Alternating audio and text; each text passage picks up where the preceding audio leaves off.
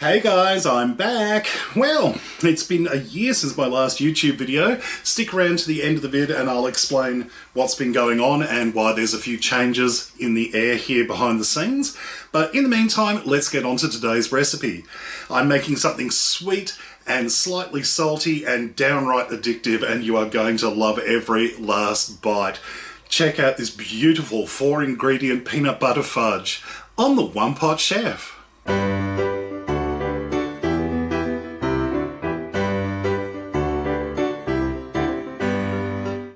First things first, to make our fudge we need a heat-proof, microwave-safe bowl, like this Pyrex dish here, and in that I have 300 grams, about 10 ounces roughly, of white chocolate.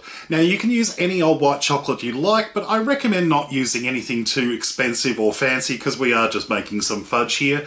I'm using the white chocolate melts that I picked up in the baking aisle of the local supermarket. It's nothing fancy, but it does the job. It melts nice and smooth, and it doesn't have any lumps or anything, so that's what we want. Now to that, I'm going to add in a can, about 400 grams roughly, of sweetened condensed milk. And I'm going to pop this into the microwave on the high setting for 2 minutes, giving it a stir halfway through. Just give that a quick stir together to make sure the chocolate and the condensed milk are completely melted together and smooth. And we're also going to add in half a cup of smooth peanut butter and stir that through. Now, a note about the peanut butter. I recommend going for a smooth peanut butter that's not too oily.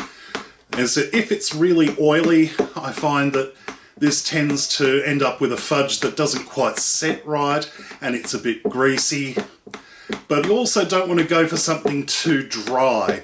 What I recommend is a nice, good old-fashioned smooth peanut butter that is basically spreadable without being too dry and lumpy or being too greasy and oily. Now, that is looking pretty good there. Look at that. Oh, try not to eat this just as it is.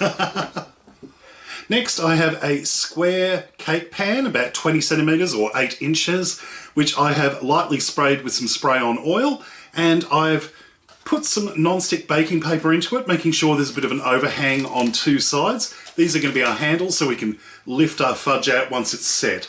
Now, working quickly, we're just going to pour our fudge mixture into the pan. It's important to work quickly because this stuff will start setting pretty quickly once it starts to cool, and it will cool quickly. So get it into the pan and then smooth the surface over so it's nice and even all over.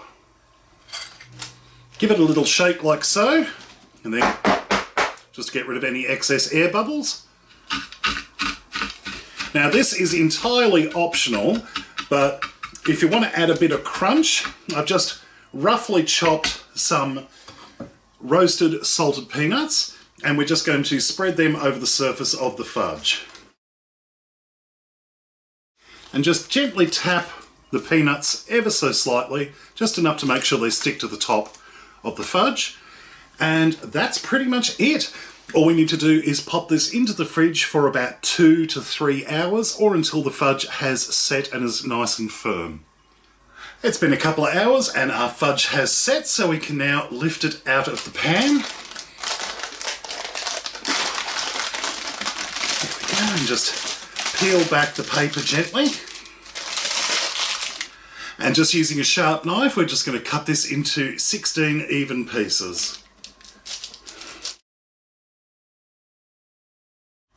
And there we had this amazing peanut butter fudge. It's really just absolutely gorgeous. It's beautiful and soft and chewy, but it's firm enough to hold its shape.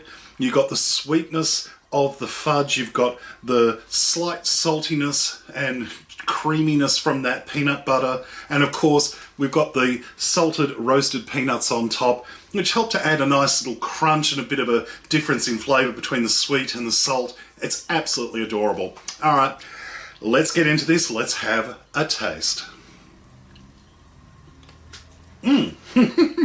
Oh dear. I've got peanuts going everywhere.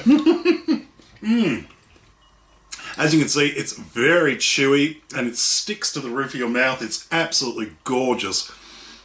It's not as sickly sweet as you would expect it to be because it's got like not only white chocolate but sweetened condensed milk. That should make this super sweet. But the peanut butter and the saltiness from the peanuts on top help to really cut through that sweetness. So it's actually really, really subtle. I actually really enjoyed this. It's really nice. I reckon you'll like it too. Now, of course, the peanuts on top are entirely optional. You don't have to put that on there if you want, or you could go for unsalted peanuts if you don't really like that sort of salted caramel thing. But either way, I think you're going to love this, so give it a try. Let me know in the comments what you do as your little twist on it, and I can't wait to see you next time. I'll be making more videos in the future, so stick around for more fun and frivolity in my kitchen. Until next time, see you later. Well, as I'm enjoying my piece of fudge, I thought I'd just let you guys know it's good to be back. I'm sorry it took me a year to get back in the kitchen, but as you can see, I've had to do some changes. As I've mentioned on my community tab on my channel and on social media, I've had some drawbacks with my health recently, mostly my mobility, and I can't do a lot of movement at the moment. I have to do a lot of things sitting down now, so thanks to my wonderful degenerative spinal issues, but I had to make a decision about whether or not I was going to keep making videos, and I really wanted to make videos, so the decision was that I would try to do it in the easiest way possible, and for me it means cutting out as much of the difficult bits of doing the videos, and that means standing up a lot. So I had to cut out the bits where I do the intros and the outros, where I'm standing in front of the camera, and I'm trying to avoid moving the tripod and the lighting rig as much as possible because it just wears me out these days. And basically I'm just sitting here doing this instead of standing here and doing this, and it makes it a lot easier and a lot quicker for me to do this when I'm just doing it standing in one position or sitting in one position rather than having to shift the camera around and the lighting and whatnot on a regular basis. So this will be how I make videos for the time being until either I'm starting to feel better or I decide to come up with some other way of filming. I think this works well because in the end, I don't really need to be in the videos. I mean, I'm here, you can hear my voice, you can see my hands, that works, and I'd like the food to be the star of the show, not me. So that's the way we're going to do it going forward. So I hope you guys understand, and I hope you'll stick around to see more fun as I do some weird stuff in the kitchen. Meanwhile, I've got sticky fudge all over my fingers. I need to go and wash my hands, or at least lick them clean. Alright guys, it's so good to be back, and it's great to hear from you guys and have you watching my videos again. So thank you very much for your support. Lots of love to you all, and I will see you next time.